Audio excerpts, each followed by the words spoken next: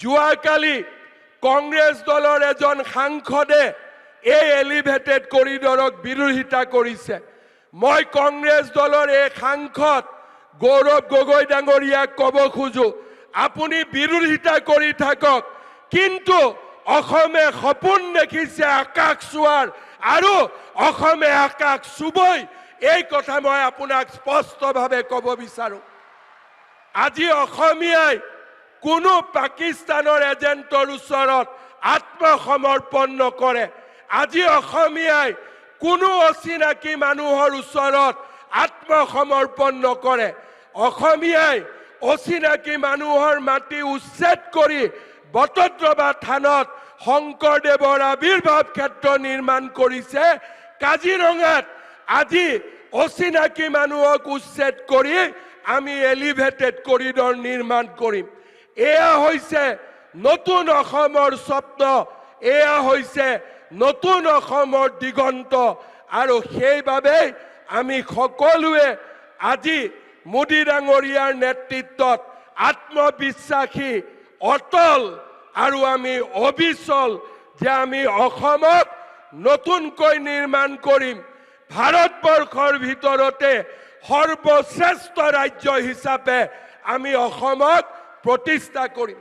এতিয়া অসমীয়াক কোনেও ৰঙা চকু দেখুৱাব নোৱাৰে।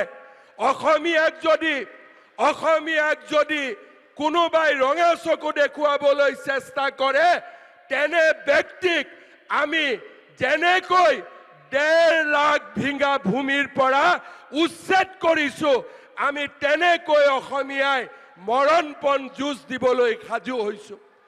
আজি অসমত পৰিৱৰ্তন হৈছে। এতিয়া আৰু কাজিৰঙাত কোনেও গড় হত্যা কৰিবলৈ সাহস কৰিব নোৱাৰে। আজি মোদী ডাঙৰীয়াৰ নেতৃত্বত আজি অসমীয়াই আত্মবিশ্বাসী হৈছে। যোৱাকালি কংগ্ৰেছ দলৰ এজন সাংসদে এই এলিভেটেড কৰিডৰক বিৰোধিতা কৰিছে।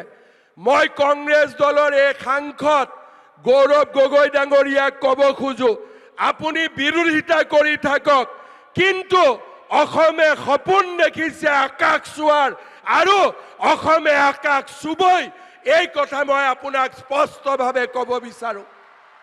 আজি অসমীয়াই কোনো পাকিস্তানৰ এজেণ্টৰ ওচৰত আত্মসমৰ্পণ নকৰে। আজি অসমীয়াই কোনো অচিনাকি মানুহৰ ওচৰত আত্মসমৰ্পণ নকৰে। অসমীয়াই অচিনাকি মানুহৰ মাটি উচ্ছেদ কৰি বটদ্ৰৱা থানত শংকৰদেৱৰ আবিৰ্ভাৱ ক্ষেত্ৰ নিৰ্মাণ কৰিছে। কাজিৰঙাত আজি অচিনাকি মানুহক উচ্ছেদ কৰি আমি এলিভেটেড কৰিডৰ নিৰ্মাণ কৰিম।